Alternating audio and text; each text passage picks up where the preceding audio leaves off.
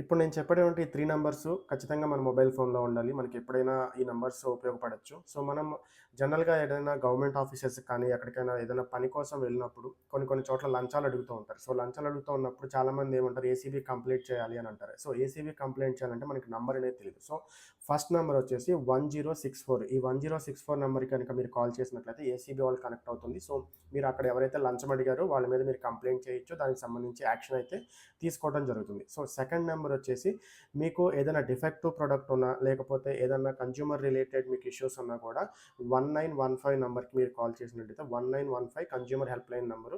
Call చేసి మీరు కన్జ్యూమర్‌కి సంబంధించినటువంటి కంప్లెయింట్ అయితే మీరు లాంచ్ చేయొచ్చు. So, third one and the important one 1930 ఈ 1930 నంబర్ అనేది సైబర్ క్రైమ్‌కి సంబంధించి, ఆన్‌లైన్ ఫ్రాడ్‌కి సంబంధించి, అలాగే మీకు ఏదైనా ఆన్‌లైన్ హెరాస్మెంట్స్ ఎవరైనా ఫోన్ చేసి మిమ్మల్ని తిడుతున్నా, లేకపోతే మిమ్మల్ని హెరాస్ చేస్తున్నా, మీరు దీనికి సంబంధించి సైబర్ క్రైమ్ డిపార్ట్‌మెంట్‌కి మీరు కంప్లెయింట్ చేయడానికి 1930 నంబర్ అనేది మీకు ఉపయోగపడుతుంది. సో, ఈ 3 నంబర్స్ ఖచ్చితంగా మన మొబైల్‌లో ఉండాలి. ఇది చాలా ఉపయోగకరంగా ఉంటుంది. సో, మరి ఈ ఇన్ఫర్మేటివ్ వీడియో అందరికీ రీచ్ అయ్యేటట్టు please like, share and subscribe.